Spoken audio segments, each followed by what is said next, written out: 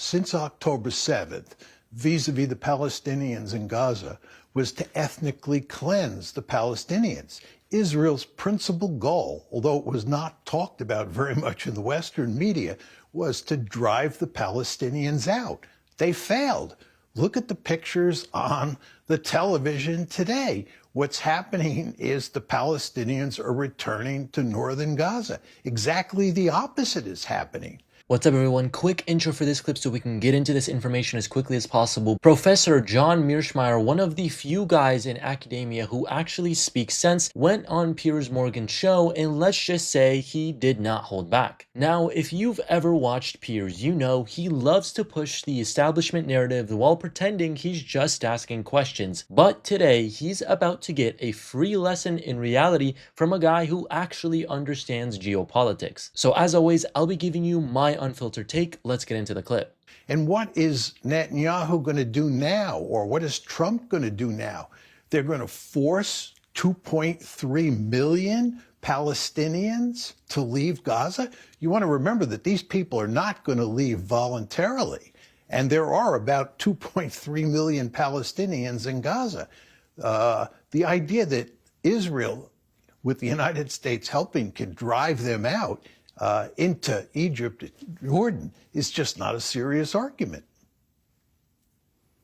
What happens now? I mean, first, do you think this ceasefire is going to hold? I think it's in three parts, this first sort of 6-week ceasefire. Do you think it's going to hold for that long? This is always the funniest question to me. Do you think the ceasefire will hold? As if a ceasefire in this conflict ever actually meant peace. It's like pressing pause on a horror movie. You know the bloodbath is going to resume the second you hit play again. And the worst part, every single time the media and politicians act like it's a genuine question. Gee, I wonder if the fighting will start up again. Of course it will, because nothing has changed. The root issue is still there. Israel still doesn't want a Palestinian state, and the Palestinians are still resisting. So yeah, the ceasefire might hold for a few weeks until the next justification for more airstrikes comes along. And when that happens, you'll hear the same scripted lines from every news anchor. Israel had no choice but to respond. Respond to what? The fact that they never actually addressed the core issue? Honestly, I think it's just becoming a joke at this point. That's just never going to end. And unfortunately, this is probably a topic that we'll have to continue to cover in the future because it has not ended.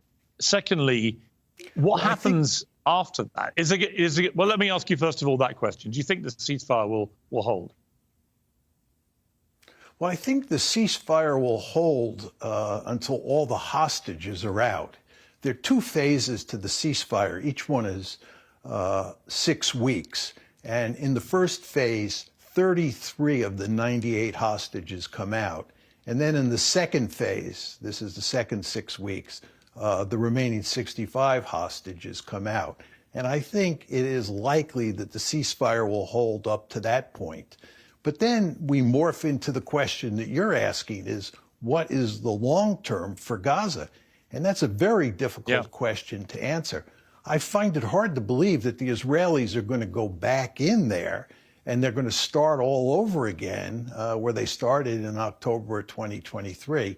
That just doesn't make sense to me. But then the question is, what happens inside of Gaza? You want to remember that Hamas has effectively won, which means Hamas is effectively going to be in control of Gaza, which is apparently not acceptable to either Israel or the United States. So the question is, how does this end? And it's very hard to say.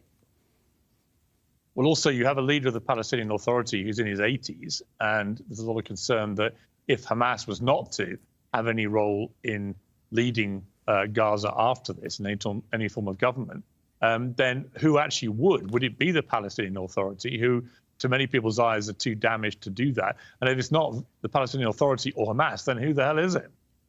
Honestly, this is the real problem. The wrong people won. If elections or power shifts don't go the way the US and Israel want, then suddenly it's a security threat. When Hamas wins, they say, oh no, we can't let them govern. But let's be real, the only reason Hamas is even in power is because Israel and the West made sure that every other viable Palestinian leadership was crushed. So now they're saying, well, we can't accept this. Okay, so what's the plan? Bomb them into non-existence? How's that worked out so far? Every attempt to destroy Hamas just radicalizes more people and creates an even stronger resistance movement. But hey, it's great for weapon manufacturers at least. I don't know. It's certainly not the Palestinian Authority. The Palestinian Authority was damaged goods before October 7th, and they're in even worse shape today. It's hard to imagine them coming into Gaza and running the place. The Palestinian Authority is seen as being complicitous with the Israelis. Many Palestinians, maybe most Palestinians, think that the Palestinian Authority does Israel's dirty work in the West Bank.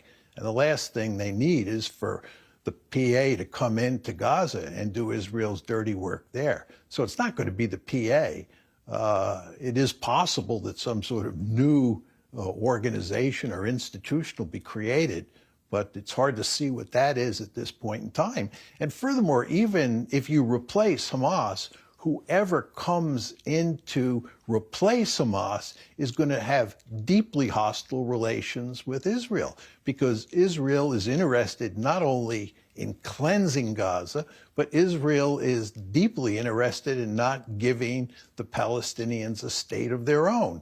Well, finally someone says it outright. Israel doesn't want a two-state solution, and they never did. If they did, they wouldn't have spent decades expanding settlements, pushing Palestinians into smaller and smaller areas, and making sure any potential statehood was impossible. The peace process has always been a farce. It's been used as a PR tool to make it look like negotiations are happening, when in reality, Israel just keeps taking more land and waiting for the US to cover for them. It's honestly crazy how they're just able to consistently do this and just consistently get away with it. And the end result of that is the Palestinians are going to continue to resist. You know, we had a first intifada and we had a second intifada before we had October 7th. So if you don't have some sort of meaningful peace agreement where the Palestinians get some sense of sovereignty over a fixed piece of land, there's no chance that this is going to go away. You're going to have apartheid for as far as the eye can see. And apartheid, from my point of view, is a prescription for disaster for Israel, for the Palestinians, and for the United States. Yeah, I mean, it does seem to be a very concerning situation, because I've always felt from the start, I felt several things. One, I felt that Israel had a fundamental duty to its people to respond with force after October the 7th. They had to, particularly given that Hamas went on record, on camera, within a week saying, we're going to keep doing this as many times as we can get away with it. So if you're Israel, you had to do something big. The problem was what was proportionate and what would not end up, if they weren't careful about their response, being a situation that would inflame rather than douse down the threat.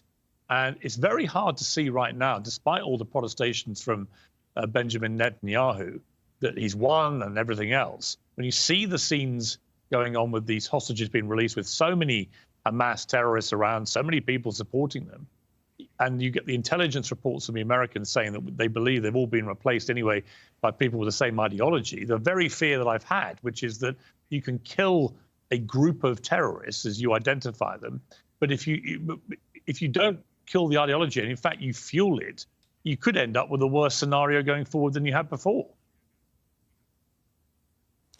I agree completely. I mean, the fact is that there is no purely military solution to this problem. The Israelis have this belief that they can use the big stick. They can use military force, what they sometimes call the iron wall, to beat the Palestinians into submission. They've been trying this formula for decades. It does not work. The only way you're going to resolve this conflict is to come up with a political solution. And this is the principal reason that so many American presidents have pushed hard for a two-state solution. A two-state solution is a political solution, and it gives the Palestinians a sovereign state of their own. And most people recognize, at least outside of Israel, that that is the only way you're ever going to shut this conflict down.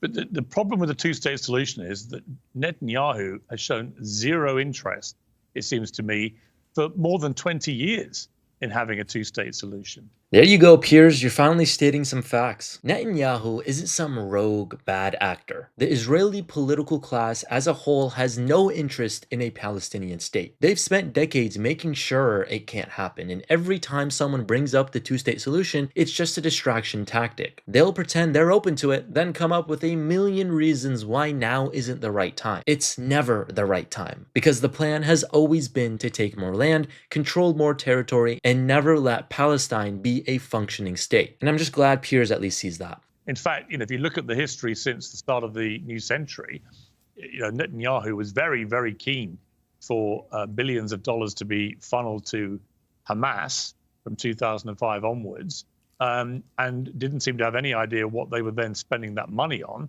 And then we find out on October the 7th, actually, they spent it on a very sophisticated tunnel system, which allowed them to then run and hide amongst civilians, making the response from Israel almost impossible in the way that they were conducting it without massive civilian loss. So it seemed to me that at every stage of this, Netanyahu's desire for a two-state solution has been almost non-existent, and yet he's still prime minister.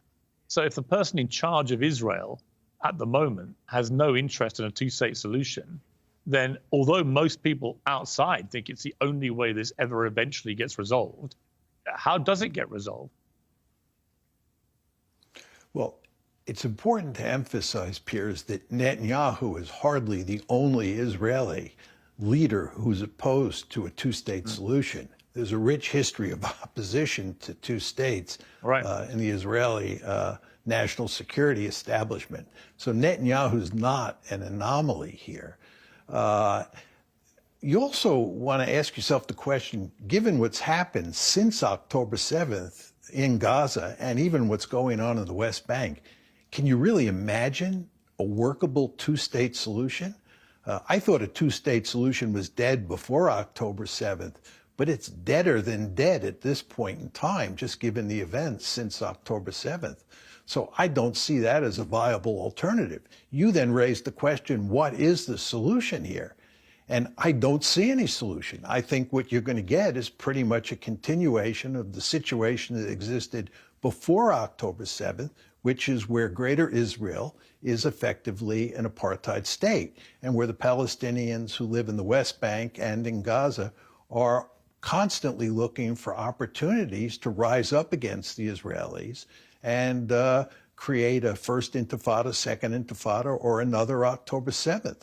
This is a disastrous situation for Israel. And of course, it's a disastrous situation for the Palestinians as well. And that's the brutal truth. There isn't a solution, at least not one that Israel is willing to accept. This cycle is going to keep repeating because the people in power want it to. It keeps them in control, keeps the military money flowing, and ensures the US stays involved. Until people wake up to how rigged this whole thing is, we're just going to see more of the same. In the media, they'll keep pretending this is all just some tragic, unsolvable conflict, when in reality, it's a very solvable problem that nobody in power actually wants to solve. And again, that's just the brutal truth. There you have it, folks. I think that's my opinion on this clip. Mearsheimer laid out the truth and Piers tried to keep up, but the question is how many people will actually wake up and see what's happening? Of course, as always, I'd love to hear your guys' thoughts down in the comments below. If you agree, disagree with all the points made here, and just your general thoughts, comment them down below. Be sure to give us a like and subscribe, and we'll see you guys in the next one.